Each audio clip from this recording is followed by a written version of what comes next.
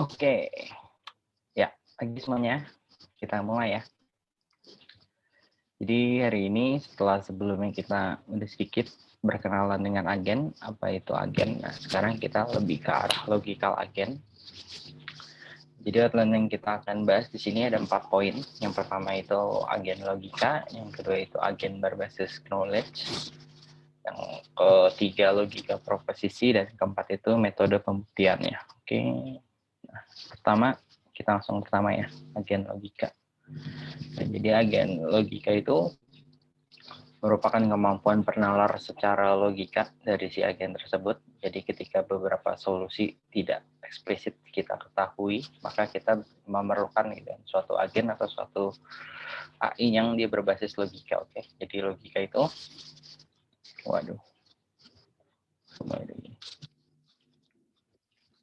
kita bisa anggap sebagai representasi dari si pengetahuan si agen tersebut supaya dia bisa menarik kesimpulan baik dari knowledge yang baru maupun knowledge yang sudah ada. Oke. Nah, sedangkan pengetahuan itu merupakan komponen penting sehingga terdapat perbedaan kalau diterapkan pada dua agen, yaitu ada problem solving agen dan knowledge based agen. Oke.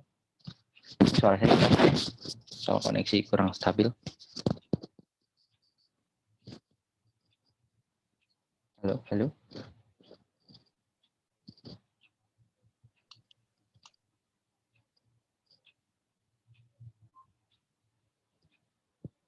Halo. Halo, Pak. Halo, Pak. Iya, jelas kan ya? Jelas, Pak. Oke. Oke. Jadi tadi ya, berdasarkan secara logika, jadi si agen ini kita terbagi menjadi dua. Yang pertama problem solving agen. Yang pertama kayak tadi, jadi solusinya itu udah di antara kemungkinan yang ada, jadi kita udah tahu gitu kan tentang apa itu word-nya atau itu environment-nya. Jadi pengetahuannya itu tidak berkembang. Sorry gangguan. Untuk mencapai problem solution yang ada, oke. Jadi dia udah punya masalahnya udah kita definisikan dan solusinya pun kita udah tahu gitu apa yang harus dilakukan. Nah, sedangkan kalau knowledge based agen itu dia biasanya lebih pintar, jadi dia mengetahui hal-hal yang sudah kita jabarkan atau gitu, dan juga hal yang dapat dia lakukan atau berpikir serta bernalar untuk mengetahui hal yang tidak diketahui sebelumnya, serta tindakan yang paling baik untuk diambil dan best action yang akan dia lakukannya. Oke. Kita masuk ke agen berbasis pengetahuan. Oke. Agen berbasis pengetahuan itu nanti kita bakal sering sebut sebagai KB atau knowledge base. Jadi itu menyatakan apa yang diketahui oleh si agen. Dengan pendekatan deklaratif si agen itu memberitahu informasi relevan yang dapat disimpan ke dalam si knowledge base-nya atau TEL. Dan si agen pun juga bisa ditanya apa yang harusnya dilakukan berdasarkan si knowledge base tersebut. Oke, nah, maka berarti si agen kalau dia berbasis pengetahuan atau knowledge base itu dia harus bisa pertama itu mempresentasikan word-nya, step dan action yang bisa dia lakukan. Dia bisa menerima informasi yang baru. Jadi dia representasinya itu dia akan update terus-menerus, menyimpulkan pengetahuan yang lain. Jadi tidak eksplisit, jadi nggak ada beberapa variabel yang kita sembunyikan gitu. Dan juga dia bisa menyimpulkan action apa yang harus diambil. Oke. Nah, si knowledge base ini jadi dia merupakan himpunan dari representasi fakta yang dia ketahui tentang lingkungannya, dan tiap fakta tersebut kita bisa sebut sebagai sentence. Nah, fakta tersebut dinyatakan dalam bahasa formal sehingga bisa diolah. Dan TEL itu nanti dia akan menambahkan atau mengupdate si sentence baru itu ke dalam knowledge. Oke, nah inference engine dia itu menentukan fakta. Oke, inference engine dia menentukan fakta baru yang kita turunkan dari pengetahuan yang sudah ada di dalam KB, serta menjawab pertanyaan berdasarkan Kok nyebut KB nggak enak ya, berdasarkan knowledge base yang sudah ada. Oke. Ini kita masih oke.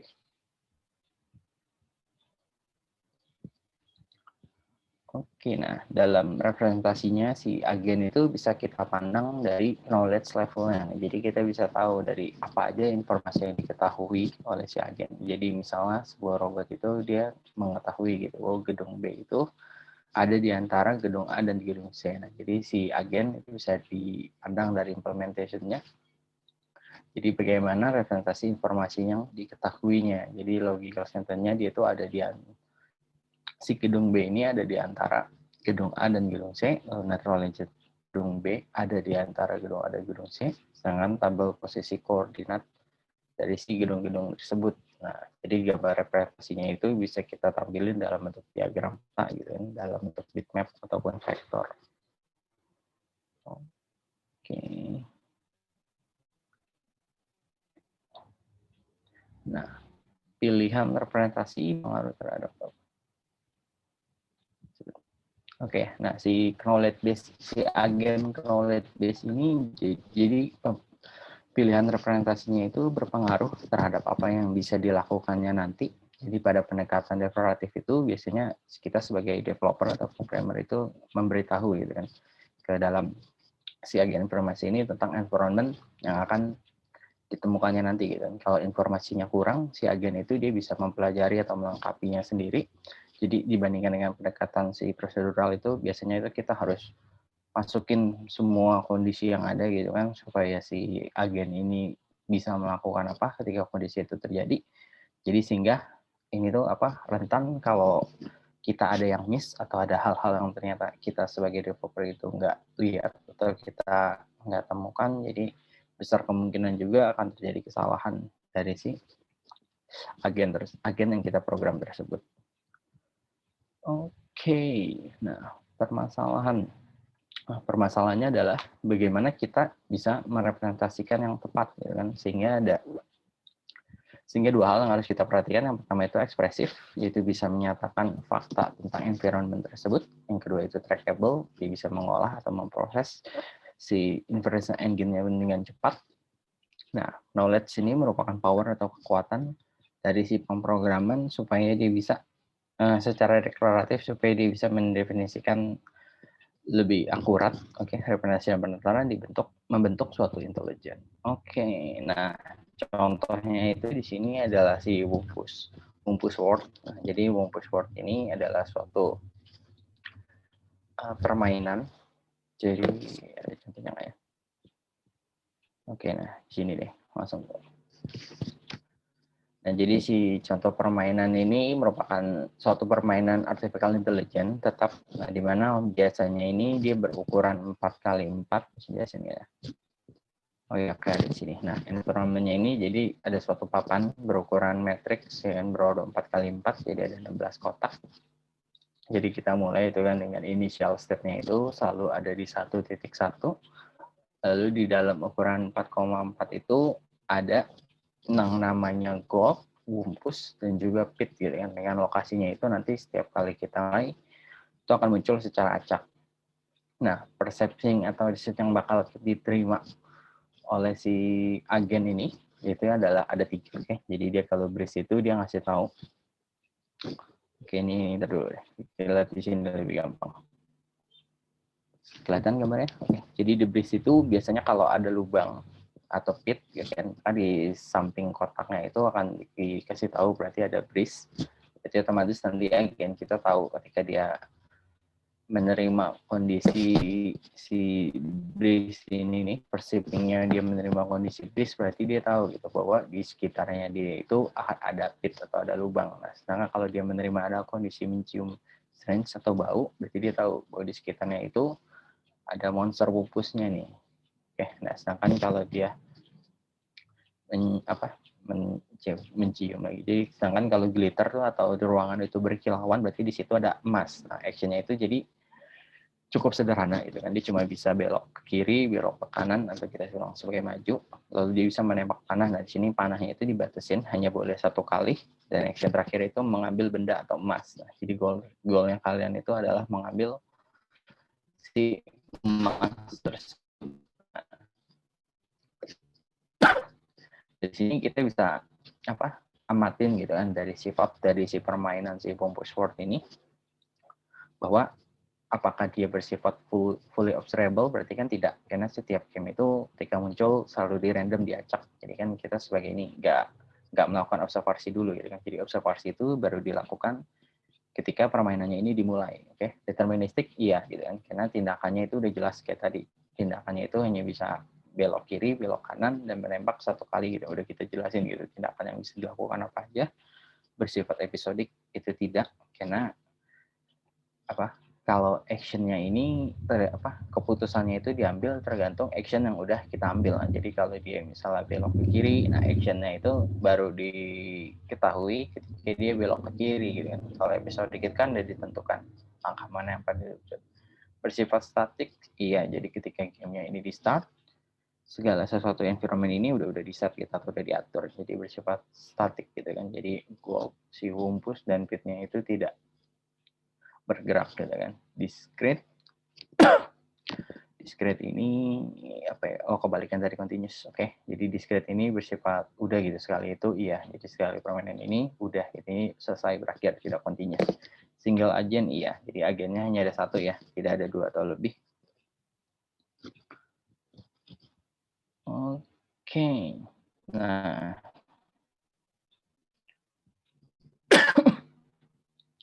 jadi gambaran aja ya. Jadi contoh aturan permainannya, jadi kita anggap agen kita ini si A ini nih, si artificial intelligence kita nih, atau si player atau si pemain atau pokoknya robot, entah bisa pokoknya AI kita lah, bentuknya apapun itu. Jadi si agen kita mulainya itu pasti di 1.1.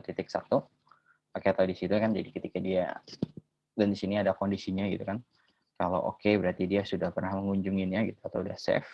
Dan kalau kalau oke itu berarti udah safe, aman. Kalau V itu udah dikunjungin, G itu glitter, sisanya itu kondisinya ya. G itu breeze, S itu smell, P itu ada lubang, W-nya monster wumpusnya. Oke. Nah, ketika di kondisi ini, kan dia ada dua kondisi tuh. Dia bisa bergerak ke 1.2 ataupun ke 2.1. Nah, dalam kondisi ini misalnya si robot ini bergerak ke 2.1. Nah, di 2.1 ada B, berarti dia mencium. Ada breeze. Oke, berarti ada breeze. Berarti dia mengetahui bahwa di sekitar 2,1 itu ada lubang, gitu kan. Tapi kan dia nggak tahu bahwa lubangnya itu bisa di 2.2 ataupun 3.1. Nah, tapi kan dia belum punya informasi yang cukup untuk mengetahui lubang di mana lubang itu berada, gitu kan. Tapi ketika dia ada di posisi 2.1 ini, dia belum mengetahui secara pasti gitu kan, bahwa si pitnya ini atau lubangnya ini ada di 2.2 atau di 3.1. Nah, ketika dia belum mengetahui gitu kan lokasinya ini di mana, berarti kan tindakan yang diambil ini belum aman atau ada resiko. Nah, jadi dia akan mengambil tindakan yang lebih aman dulu, yaitu dia ke opsi sebelumnya, itu dia bisa ke 1.2. Oke, nah di 1.2, Nah, di 1.2 itu dia mencium bau smell. Oke, berarti kan kondisinya di 1.2 ini dia mengetahui bahwa ada monster wumpus. Oke, nah dari sini kan kita tahu bahwa ketika di sini ada si smell, dia tahu ada monster wumpus di sekitar 1.2, dan dia tadi di kondisi B itu mencium ada pit, dia kedinginan, ada breeze. Nah, berarti maka kondisi yang di sini kita bisa tarik kesimpulan bahwa si monster wumpus itu ada di 1.3 dan pitnya itu ada di 3.1. Nah, sedangkan 2.2 itu aman karena nggak mungkin ada lubang sama monster wumpus di titik yang sama. Oke, nah jadi si AI ini baru bisa menarik kesimpulan bahwa 2.2 itu aman, gitu kan. Beda dengan kondisi sebelumnya, dia masih belum punya knowledge yang lebih untuk mengetahui apakah 2.2 itu aman. Nah, ketika dia sudah bergerak ke 1.2, dia baru bisa menarik kesimpulan bahwa 2.2 itu aman, dan sedangkan di 1.3 dan di 3.1 itu ada pit maupun monster wumpus. Nah, dari sini dia akan tahu lagi gitu kan, apakah ada kondisi smell atau ketika nggak ada, berarti dia dapat dua kemungkinan lagi, yaitu bergerak ke 3.2 ataupun ke 2.3. Misalnya dia ke 2.3, dan di situ ditemukan gitu kan glitter atau emasnya, maka berarti permainan berakhir. Oke, kira-kira gitu ya tipe logika si permainan si Wumpus World ini, gimana si AI-nya itu bisa menentukan gitu kan langkah atau menentukan sendiri langkah yang harus dia lakukan gitu kan, bukan digerakin oleh kita sebagai player atau apapun. Oke, nah tapi si Wumpus World tadi itu punya kondisi khusus. Oke, nah gimana kalau ternyata di sini nih ketika tadi dia ketika dia ke si 1.2 itu dia ada cium bau breeze, dan ketika dia bergerak ketika dia ke 2.1 itu dia ada breeze gitu kan, dia menduga adanya lubang tapi dia belum tahu pitnya itu ada di 3.1 atau di 2.2. Dia kembali ke 1.2.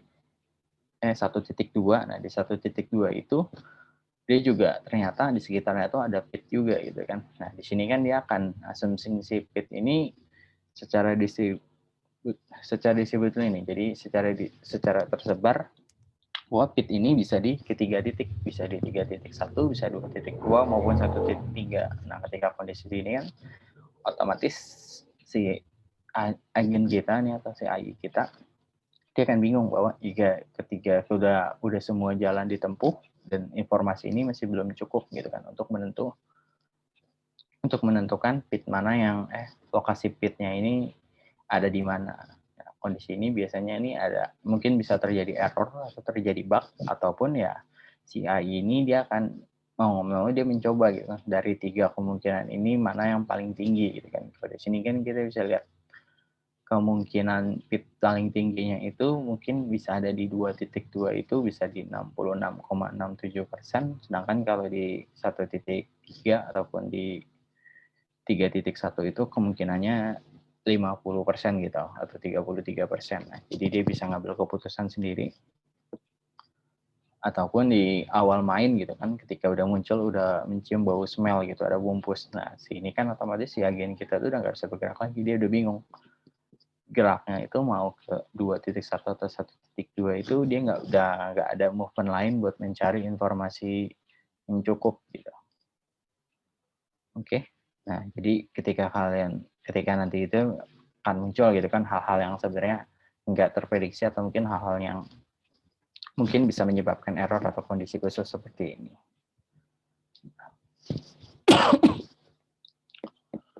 Oke.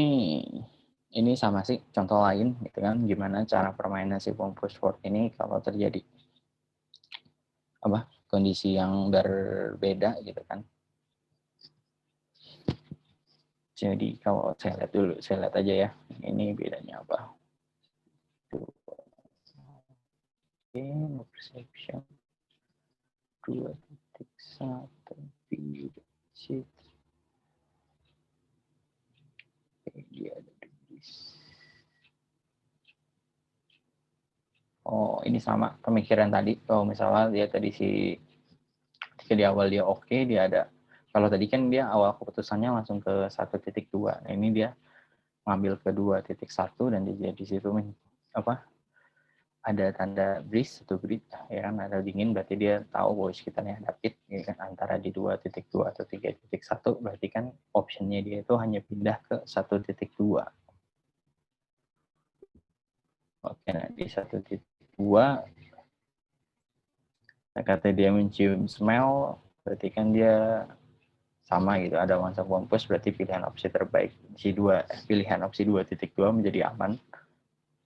Sama kayak kondisi pertama, karena nggak mungkin ada lubang pit dan si wumpus di tempat yang sama. Jadi ketika dia ke 2.2, lalu di sini action selanjutnya tuh dia nggak ke 3.2 tapi dia ke atas gitu kan.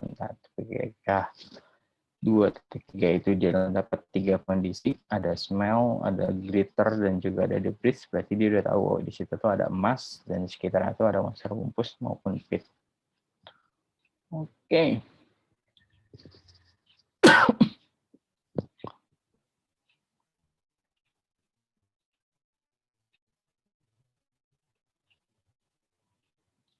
Itu sekilas tentang permainan si Wumpus dan gimana cara bermain si agennya itu berpikir dalam permainan si Wumpus ini. Ada yang mau nanya? Sambil saya lanjut ya. Nanti saya cek. Oke, nah sekarang knowledge representation long language. Oke. Jadi dia menyatakan suatu bahasa yang digunakan untuk menyatakan fakta tentang dunia. Jadi suatu bahasa representasi pengetahuan itu biasanya didefinisikan dalam dua aspek, yaitu sintaks dari bahasa itu merupakan aturan yang kita definisikan sentence yang disah. Yang kedua itu bersifat semantik, jadi menyatakan aturan itu mendefinisikan sebuah arti dari sebuah sentence, misal kebenaran sentence di dalam dunia. Oke, contoh knowledge representation misalnya X plus 2 itu lebih besar sama dengan Y, itu merupakan kalimat sah. Sedangkan kalau X2 plus Y itu lebih besar gitu, ini merupakan bukan kalimat sah gitu. Jadi ketika kita secara aritmatika pun juga dia akan bingung gitu untuk merepresentasikan X2 plus Y lebih besar ini maksudnya apa gitu. Oke, nah. Secara semantik X plus 2 benar dan jika hanya bilangan X2 tidak lebih kecil. Di mana X, Y, 7.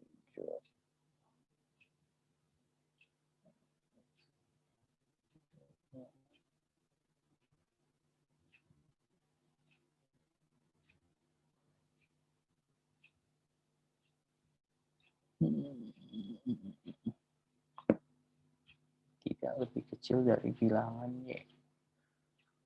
Oke, yang kedua salah nih ya. Jadi secara semantik kan dia bilang X plus 2 itu lebih besar dari Y gitu kan. Jika kondisinya itu kita anggap benar gitu kan. Jika kalau ternyata nilai X-nya itu adalah 7 dan Y-nya itu adalah 1. Nah, berarti kondisi ini kita bisa anggap benar gitu kan. Sedangkan kondisi kedua itu sebenarnya salah gitu kan. Karena ketika X plus 2 sama dengan Y, di mana kalau kondisinya X-nya 0 sedangkan Y-nya 6, maka kondisinya benar-benar salah gitu kan, dimana berarti X itu akan menjadi lebih kecil dibandingkan dengan Y. Oke, nah contoh dalam bahasa itu kita bisa lihat. Jadi misalnya Jakarta adalah ibu kota Indonesia, ini kita bisa anggap ini kalimat yang benar atau sah. Nah, sedangkan kalau bukan kalimat sah itu misalnya ibu Indonesia, kota Jakarta adalah. Nah, berarti bisa dibilang secara susunan atau secara pola kata pun juga bisa bingung. Oke, maka secara semantik X adalah ibu kota Y itu benar jika X adalah pusat pemerintahan negara Y. Oke.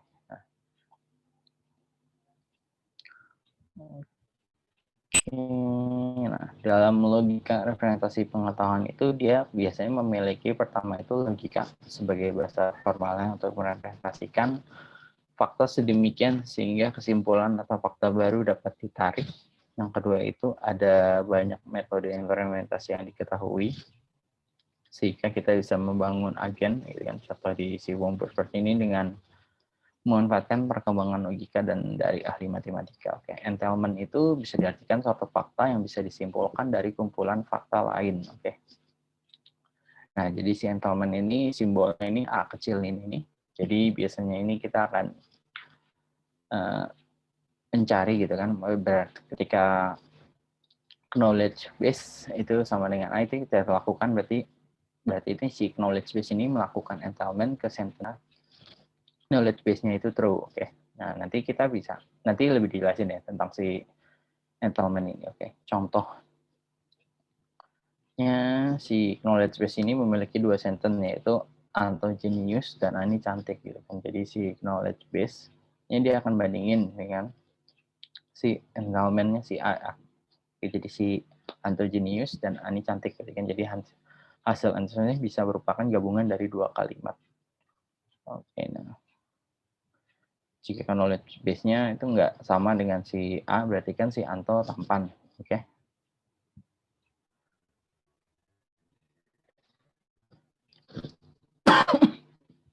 Diferensiasi atau rationing merupakan pembentukan fakta. Sentence baru dengan menginstall fakta lama. Oke, rationing bisa dilakukan pada dunia berdasarkan semantik fakta. Oke. Oke.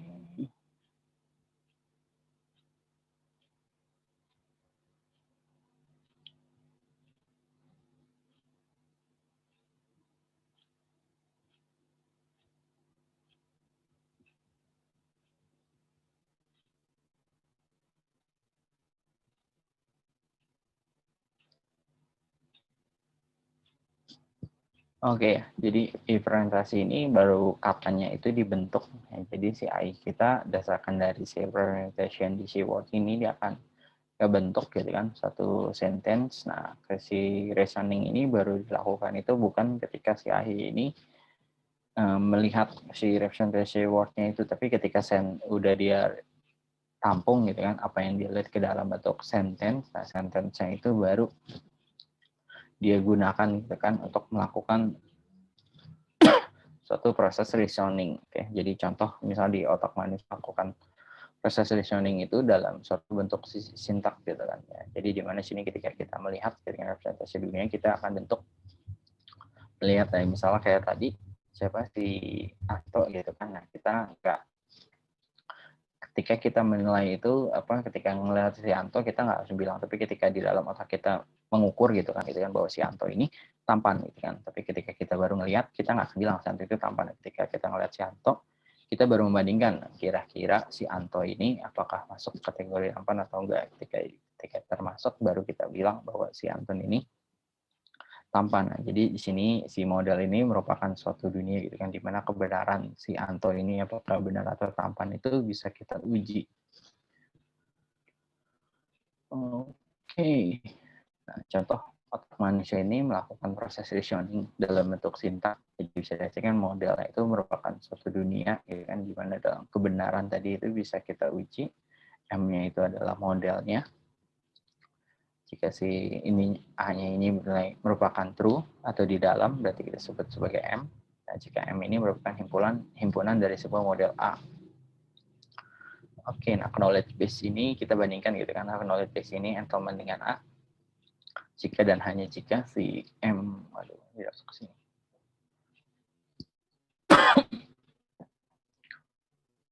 Oke, sehingga bisa diselesaikan. Oke. Ya, itu.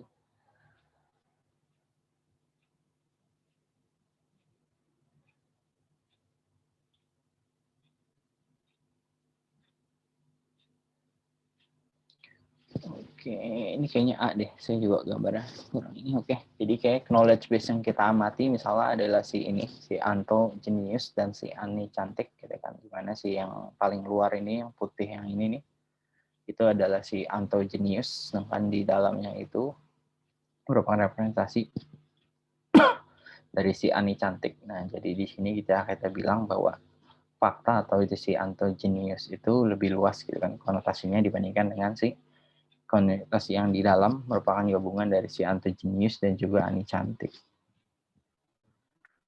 Oke, implementasi menurunkan fakta baru dari fakta-fakta lama. Oke. Skip ya. Jadi sentensi A ini bisa kita turunkan dari knowledge base itu berdasarkan prosedur. Jadi ada soundless dan si completeness. Jadi kan jika si sound ini dikatakan sah jika untuk semua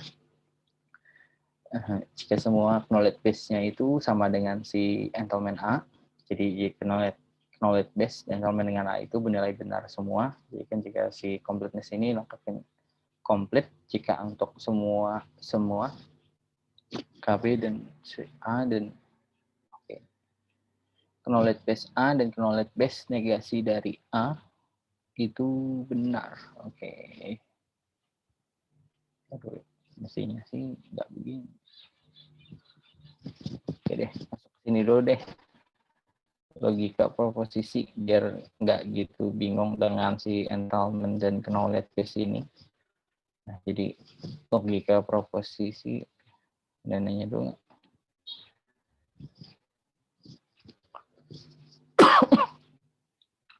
Aduh, air jauh. Yang mau nanya dulu nggak? Sambil saya istirahat.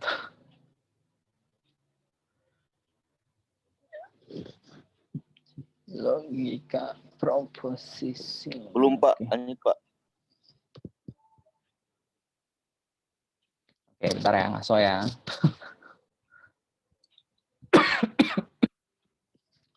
Oke, proposisi. Nah, jadi si proposisi ini punya definisi. Jadi sebuah pernyataan yang hanya memiliki nilai benar atau salah. Jadi kan biasa disimbolkan menggunakan huruf. Bisa mau true atau false, mau 1 atau 0, itu ya terserah kalian gitu. Ibaratnya gimana kalian enaknya. Cuma umumnya menggunakan pernyataan itu true or false atau 1 dan 0. Jadi biasanya pernyataan ini memiliki makna atau arti, bisa disebut juga sebagai kalimat deklaratif gitu kan. Dan ini merupakan bukan kalimat perintah atau kalimat tanya. Oke, logika yang menangani, silakan definisi dari si logika proposisi itu, logika yang menangani, memproses atau memanipulasi penarikan kesimpulan secara logis dari si proposisi. Jadi ketika ada pernyataan gitu kan, pernyataan A gitu kan, bisa ditulis gitu kan, huruf besar pernyataan A atau B atau C atau D, dan nilai pernyataan itu bernilainya benar atau salah gitu kan. Nah, itu bisa kita sebut juga sebagai kalimat deklaratif. Oke, nah si proposisi ini punya berapa macam gitu kan. Yang pertama itu simbolnya apa ini ya? Simbol negasi. Oke, saya kurang gimana gitu. Pokoknya itu simbol negasi. Jadi orang bisa sebut bisa tidak, bisa not ataupun negasi. Yang kedua itu ada simbol konjungsi atau kita sering sebut sebagai and atau dan gitu kan. Simbolnya itu tanda panah ke atas, sedangkan kalau si disjungsi atau kondisi or itu simbolnya itu tanda panah ke bawah, ada implikasi dan diimplikasi gitu ya, serta eksklusif or merupakan kebalikan dari or, ada tidak dan atau gitu, ada tidak atau. Nah, kita fokus ke kata penghubungnya aja. Jadi sini kata penghubung yang nanti kita akan gunakan itu ada 5. Yang pertama itu si negasi. Oke, jadi kita sering sebut ini jadi bilang kebalikannya yaitu atau tidak. Jadi misalnya kayak tadi, misalnya kalimat si Anto ganteng berarti negasinya adalah Anto tidak ganteng. Nah, kalau konjungsi ini merupakan kata hubung dan. Jadi kayak tadi si Anto ganteng dan Ani cantik. Nah, itu menggunakan konjungsi berarti and. Nah, tinggal dicek kita yang kebenaran atau enggak. Sedangkan kalau jimsi itu merupakan kata hubungnya kita sering pakai sebagai atau. Ini bisa jadi kalau tadi itu si Anto ganteng atau si Ani cantik. Nah, yang keempat itu implikasi atau kondisional. Jadi atau kita sering pakai itu bisa mungkin juga sebagai if else. Jadi kayak tadi misalnya jika Anto ganteng maka si Ani cantik gitu. Kondisi seperti itu. Nah, yang kelima itu equivalent atau biconditional. Jadi ini apa ya? Bilang kondisi if bertingkat gitu kan. Jadi if dan if gitu. Jadi jika dan hanya jika gitu, atau bila dan hanya bila gitu kan. Jadi jika si Anto ganteng dan jika si Ani cantik maka kondisinya. Oke. Nah, yang pertama tabel kebenaran negasi. Ini gampang ya. Berarti ibaratnya negasi itu berarti kebalikannya gitu kan. Jadi contohnya kalau kalimat pertama bernilai false, maka negasi dari si P maka adalah true gitu kan. Kalau kondisinya si P ini adalah true, maka negasinya adalah false. Jadi contohnya Budi seorang mahasiswa, berarti Budi itu bukan seorang mahasiswa. Oke, berarti negasi itu merupakan kebalikannya itu. Oke, nah tabel konjungsi itu adalah N ya, atau kita sering sebut sebagai N. Nah, jadi dari pernyataan si N ini biasanya itu P dan konjungsi Q itu bisa benar gitu kan jika hanya keduanya benar gitu kan. Jadi misalnya ada harimau adalah binatang buas, sedangkan Malang adalah ibu kota Jawa Timur. Nah, yang bernilai true itu kalau dua-duanya itu bernilai benar gitu kan, bernilai true. Nah, jadi kalau di secara tabel, jadi misalnya kalau P-nya itu bernilai salah, Q-nya itu salah, berarti P dan Q-nya itu juga pasti salah. Gitu pun juga dengan kalau salah satunya gitu kan, kalau P-nya salah, Q-nya benar pun kita anggap itu juga salah. Sedangkan kalau P-nya benar dan Q-nya salah pun juga kita anggap itu sebagai salah. Nah, hanya dua-duanya yang benar nih, atau P dan Q-nya benar, baru kita anggap kalimat ini adalah bernilai benar. Oke, nah kan kalau si dijungsi atau itu adalah bernilai benar gitu kan jika dua-duanya benar atau salah satunya benar gitu kan, sedangkan lainnya itu pasti salah. Jadi kalau kita lihat kalau P-nya itu salah dan Q-nya salah, itu pasti nilainya salah, sedangkan kalau lainnya itu benar gitu kan. Kalau salah satu ada yang benar aja, berarti itu nilainya benar. Jadi contoh di sini P dan Q-nya benar berarti bernilai benar, P-nya benar, Q-nya salah bernilai benar, dua-duanya benar pun bernilai benar. Oke. Dan sang implikasi, oke. Nah, implikasi tadi ya, jadi bisa kita bilang apa akan bernilai salah gitu kan jika P-nya benar dan Q-nya bernilai salah gitu, lainnya pasti benar. Jadi jika P-nya salah, Q-nya salah itu bernilai benar, P-nya salah, Q-nya benar pun bernilai benar, tapi kalau P-nya salah, Q-nya P-nya benar, Q-nya salah, itu bernilai salah gitu kan. Misalkan kalau P benar, Q benar, itu bernilai benar, oke.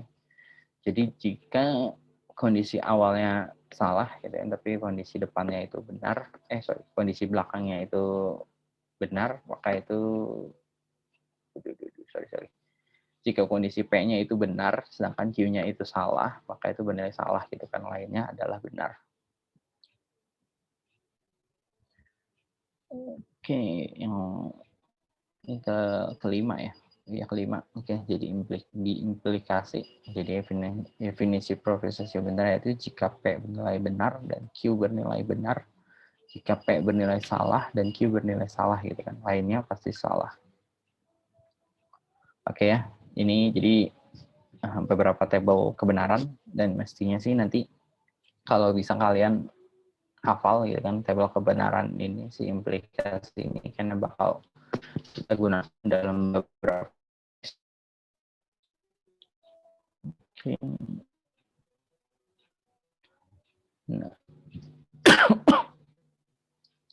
Nah, dalam logika proposisi ini kita gunakan si pembanding itu merupakan logika paling sederhana gitu kan. Jadi si sentence tadi misalnya kita gunakan sebagai simbolnya itu ada P1, P2 dan seterusnya gitu kan. Tergantung sebagai berapa banyak kondisi yang kita mau pakai. Oke. Jika S kalimat gitu kan, maka berarti ini merupakan kalimat negasi. Gitu. Kalau mau konjungsi, kita pakai tadi kata hubung panah ke atas, kalau dijungsi panah ke bawah, kan implikasi panah ke samping, nah panah kiri kanan merupakan bikondisional atau biimplikasi. Nah,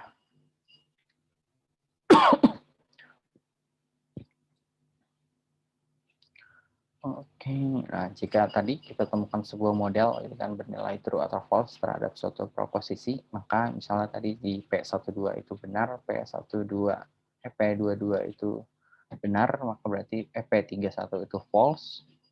Pada sini kita bisa tahu itu sebuah proses rekursif yang eksplorasi kalimat sembarang. Ini nggak mulai.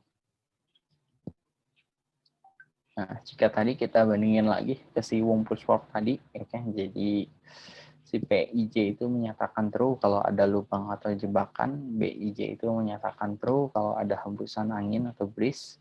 Nah, sedangkan di kamar di samping lubang jebakan atau berhembus angin itu adalah B11 berimplikasi dengan P1.2 atau P dengan 21. Nah, sedangkan kalau di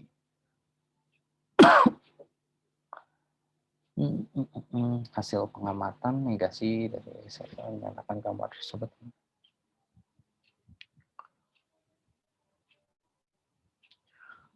Oke. Hasil pengamatan. Oke, nanti kita tes saja. Ini contoh apa ya?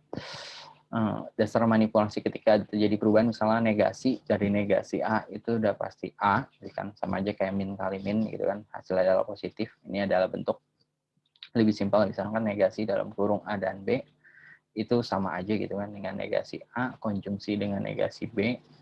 Gitu juga dengan negasi dalam kurung H disjungsi B itu sama aja dengan konjungsi dari negasi A dan negasi B. Ini merupakan bentuk simpel gitu kan dari cara ketika kalian menemukan kondisi seperti ini. Oke, nah contoh tadi misalnya si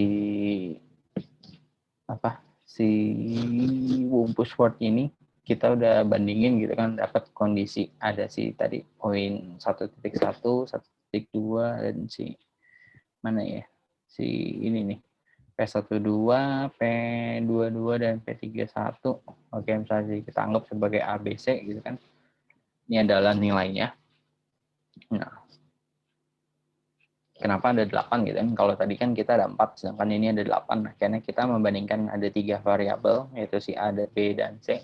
Kalau hanya satu kan udah pasti 2 tuh, true dan false. Sedangkan kalau ada 2 pembanding, berarti kan dia jadi ibaratnya 2/2 gitu. Ada 4 banding kan, dia bisa false, false, bisa false, true, bisa false, bisa true, false, bisa maupun true, true gitu kan. Nah, sedangkan kalau ada 3 pembanding, berarti dia ada 2/3 atau 8. Nah, berarti ini kondisi yang akan mungkin terjadi gitu kan, bisa false false false, bisa false false, bisa false true true gitu kan, semuanya ada 8. Nah, di sini mau kondisi si A tadi adalah A konjungsi dengan B atau A atau B.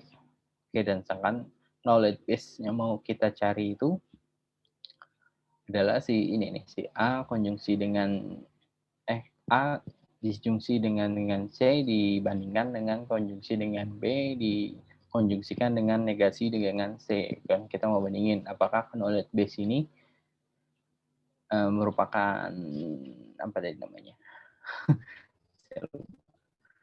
Emiten mundur sedikit. Mundur banyak ini.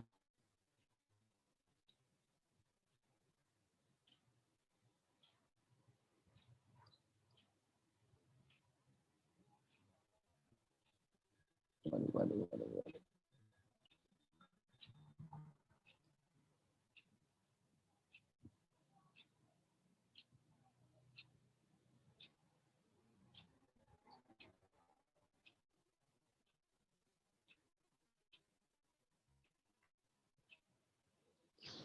Oke lah, intinya saya lupa dari nama emiten dari A gitu kan. Kalau semuanya itu sama, berarti kan kita bisa bilang bahwa possible si ini knowledge base ini adalah benar gitu kan. Nah, jadi cara membandingkannya yang pertama kita harus hitung sendiri, yaitu misalnya kayak tadi misalnya dia mau tahu nilai si A-nya merupakan gabungan dari A dijungsi dengan C dibandingkan dengan B disjungsi dengan negasi dengan C. Nah, berarti sini kita harus cari dulu gitu kan. A disjungsi dengan C itu apa hasilnya gitu kan. B disjungsi dengan negasi C itu apa hasilnya. Baru kita bisa konjungsikan kedua hasil tersebut untuk mendapatkan value dari si knowledge base tersebut. Nah, gitu juga dengan A. Kalau A-nya itu kan dari A irisan dengan B gitu kan. Nah, di sini kita dapat berarti kan si konjungsi dengan A itu kan atau. Kalau atau itu kan kita tahu atau itu hanya kalau false nilainya adalah false, sisanya adalah benar. Berarti kan ketika di A dengan C yang kita bandingin nih, A dengan si C, A-nya false, C-nya false, berarti kan false. Nah, kalau ada salah satu benar nilainya true ya, berarti kan A-nya false, C-nya true, berarti true. Nah, ketika false ketemu false, berarti false. Nah, sisanya adalah true gitu kan. Ketika ada salah satu true, false true jadi true, true false jadi true, true jadi true gitu kan, true false jadi true, true jadi true. Nah, kita dapat nilai dari C, begitu juga dengan B. B di kondisi disjungsi atau OR dengan negasi dengan C. Nah, berarti negasi dengan C itu berarti kita lihat ke table C itu nilai kebalikannya dari si C. Nah, jadi dengan si false dibandingkan dengan negasinya dari si false berarti true kan, false true dia jadi true. Ketika false dengan true dinegasikan jadi false false dia jadi false. Kan ketika si true dinegasikan dengan si false jadi true itu jadi true. Oke, kurang lebih kayak gitu ya cara membandingkannya. Nah, dari si kita udah dapat gitu kan nilai si A konjung A dijungsi dengan C dengan dijungsi dengan C, nah kita baru dapat knowledge base-nya. Tadi kan dia merupakan konjungsi, kan kalau konjungsi itu ketika nilainya semuanya benar, hanya yang bernilai dua-duanya benar, dia mulai benar, sisanya adalah salah. Berarti kan nggak false true, dia jadi false true false jadi false, false true false, true true baru true, true true baru true, true false dia jadi tetap false, true true jadi true. Nah, true true dia juga jadi true. Gitu juga dengan nilai A-nya. A-nya itu dijungsi A dengan B sama yang berarti kondisi OR. Nah, ketika kita dapat juga kondisi A-nya, kita akan bandingkan apakah si knowledge base ini sama dengan nilai dari si A ini ya. Apakah berarti kan, nah dari sini kita tahu gitu kan bahwa ketika dia false itu sama gitu kan, false sama, false true ini ada beda gitu kan. True sama, true sama, false true beda. Nah, dari si informasi ini, dari si table kebenaran tadi itu, entitlement, tadi kita baru ingat. Jadi kita bisa buktikan bahwa si entitlement dari si suatu knowledge ini bisa kita buktiin gitu. Apakah si knowledge base ini entitlement dengan si A. Gitu kan. Nah, jadi kalau contoh kayak tadi ini kan jelas tuh entitlement dengan A-nya itu hanya di 3 itu doang tuh yang dimerahin, yang dua-duanya itu sama. Oke.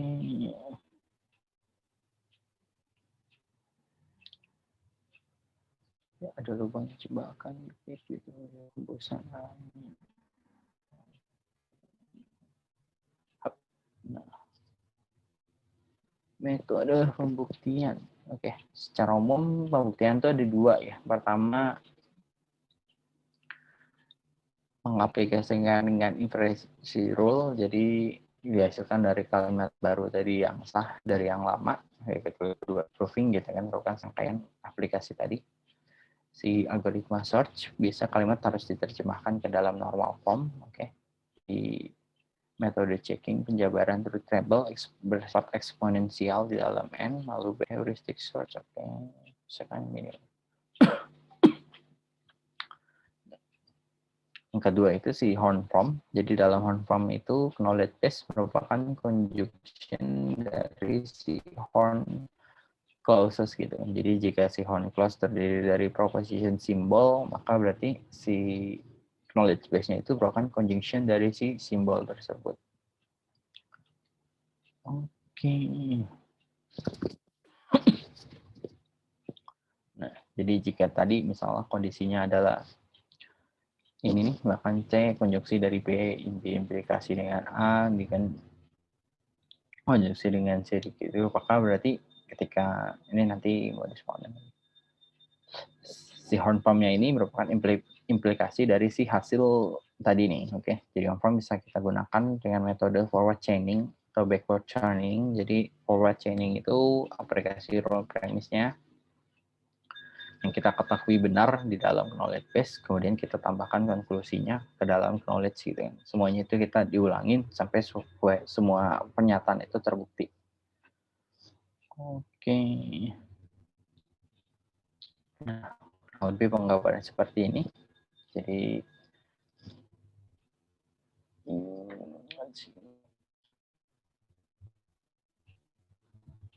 Oke, ini menggunakan metode bottom up ya, berarti dari bawah si A dan B. Ini kan ada A dan B gitu kan, dia akan bandingin gitu kan. A dengan B hasilnya adalah L gitu kan, lalu dibandingin lagi dengan si A dengan P, kondisi adalah L, lalu B dengan L, kondisi dengan M, L dengan M, kondisi dengan P, juga berarti dengan P, konklusi adalah si G. Oke.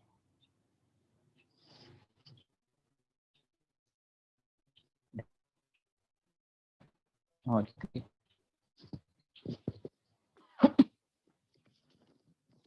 Ada pembuktian, konsep dasar dari algoritma ini juga akan untuk membuktikan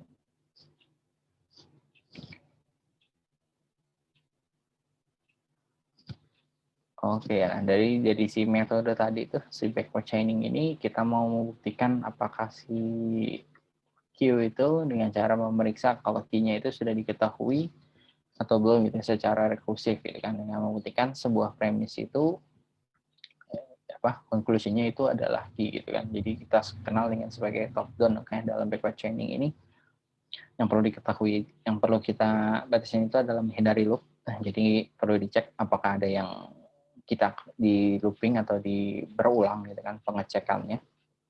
Apakah subgoal baru sudah ada gitu kan di dalam goal stack. Jadi apabila tadi kondisi ada yang udah dicek terus dia ketemu lagi, mestinya itu nggak perlu dicek dan kan udah tahu hasilnya. Jadi sama ya kayaknya tadi kan ketika kita hindarin si loop tadi, berarti otomatis kita akan menghindari pengulangan si pekerjaannya gitu kan. Kalau udah ada dan udah pernah dicek, kenapa harus dicek lagi? Toh hasilnya juga pasti sama. Oke. Nah, kesimpulan.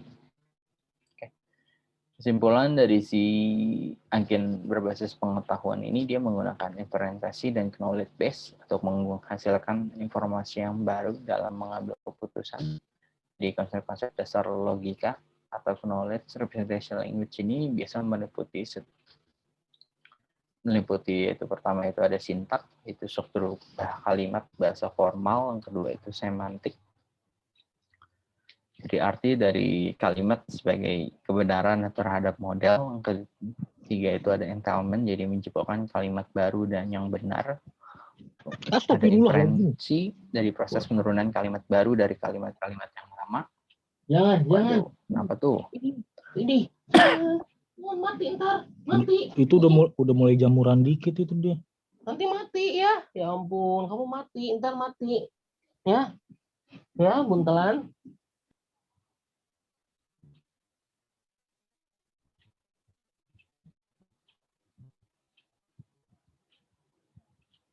Waduh, iya jangan dimakan kalau udah jamuran. Oke ya. Jadi sama mana tuh? Oke, no. Konsep representation language jadi ada sintak, semantik, entailment, inferensi, soundless, dan completeness. Oke, nah si forward backward chaining ini merupakan proses implementasi komplit dari linear untuk from. Oke, nah ada tugas. Sampai sini yang mau nanya? Sebelum lanjut ke tugas.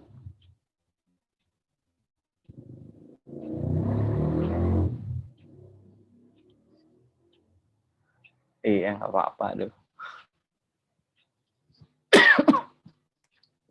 Santai aja, santai. Aduh, ini internet kayak nggak stabil.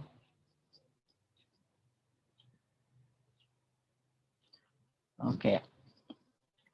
Ini tugasnya ya, biar kalian coba gitu kan, biar kalian memahami. Jadi jelaskan kalian konsep dasar gitu kan dari agen tersebut dipenuhi ketika membuat agen tersebut. Oke, yang kedua itu tadi knowledge base-nya itu kita ketahui dia merupakan negasi dari B11, diimplikasi dari P21 konjungsi dengan P31 dan konjungsi lagi dari B11. Oke. Dan entailment-nya merupakan negasi dari P2.1 konjungsi dengan P31. Nah, kalian buktikan gitu kan dengan menggunakan tabel kebenaran apa aja gitu kan kondisi yang memenuhi si knowledge base ini, apakah entailment dengan si A. Oke.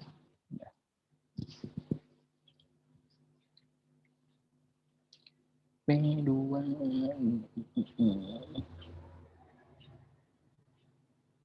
Oh iya, beda. Ini kalau kalian mau misalnya keribetan gitu, kalian mau jabarin lebih ini lagi, misal kayak hasil dari negasi B11, misalnya kalian mau ditampung lagi itu bebas aja ya. Nah ini kan hanya bentuk tabel kebenaran kayak tadi kan, ini si knowledge base-nya tuh lumayan tuh. Merupakan ada berapa kali proses tuh? Ada 3 kali proses ya. Iya, 3 kali proses tuh. Jadi dia konjungsi P2.1 dan P31 lalu diimplikasi lagi dengan negasi B11. Nah, kalian udah dapat hasilnya, dikonjungsi lagi dengan B11 gitu kan, baru kalian dapat KB-nya berapa, misalkan kalau A, negasi dari P211 dan injunksi. Nah,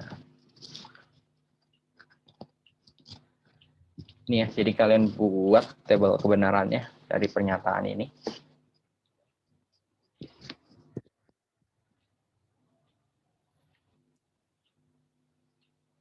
Kumpulkan minggu depan ya, seminggu cukup lah. Bikin tabel kebenaran paling sejam. Pak, ini buatnya pakai Word apa tulis tangan, Pak? Bebas. Kayak tulis tangan boleh, nanti difoto, kirim, atau mau pakai Word juga boleh. Saya sih lebih suka tulis tangan. Iya, cuma ya terserah kalian sih. Mana yang nyaman nih buat kalian.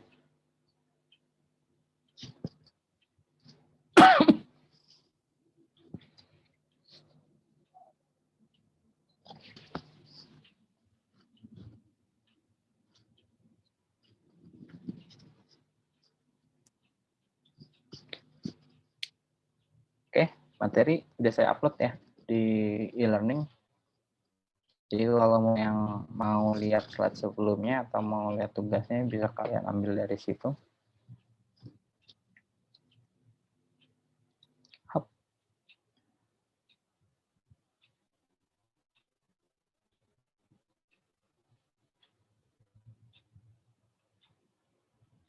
Oke, ada lagi pertanyaan?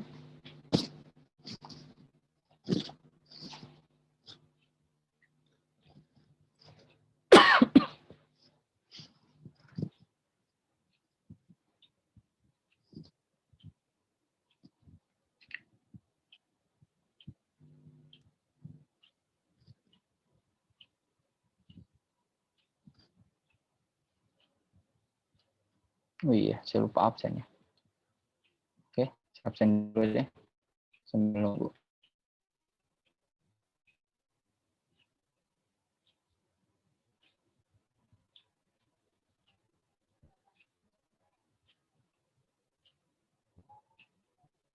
Erlangga Maulana ada?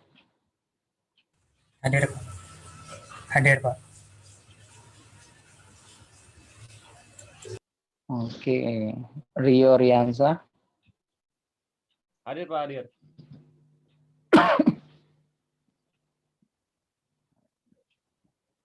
Grasberg Nahumaruri. Hadir, Pak. Oke, Kartika Widyadari Budiman. Hadir, Pak. Oke, Muhammad Fahrul. Iya, hadir Pak. Dimas Saiful Aziz.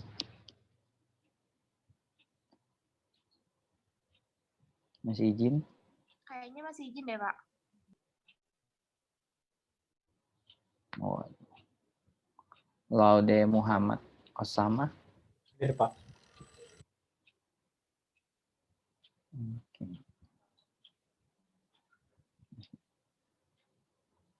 Terus Wahyu Kurniawan Gultom.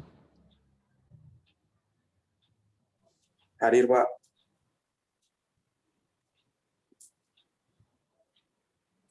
Hadir, Pak. Oke, iya bentar. Erlan Inkiriwang. Ya, hadir Pak. Julfa Malika Amana.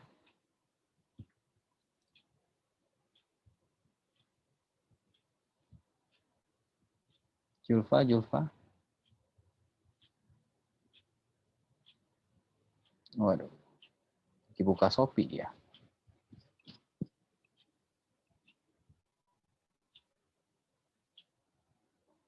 Julfa, gak ada. Oke. Aditya Duta Ramadan. Ada, Pak. Muhammad Reza Falevi.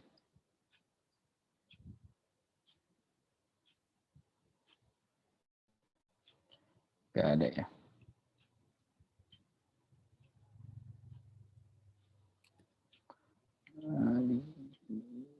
Ada 12, 2, 10.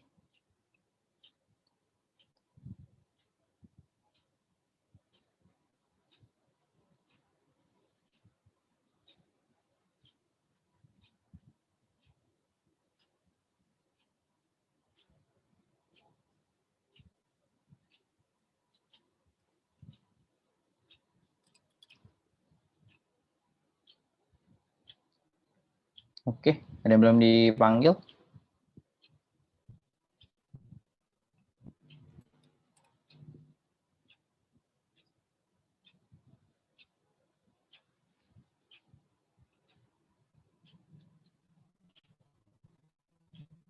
Oke ya. Kalau nggak ada pertanyaan lagi, saya akhirin pertemuan hari ini. Oke, Pak. Thank you for hari ini ya. See you next week. Have a nice day. Sehat-sehat selalu. And bye-bye. Terima kasih, Pak. Terima kasih, Pak. Untuk Lalu, kesehatan juga, Pak.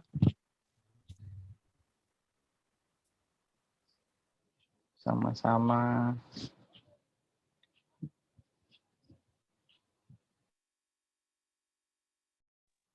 Terima kasih, Pak.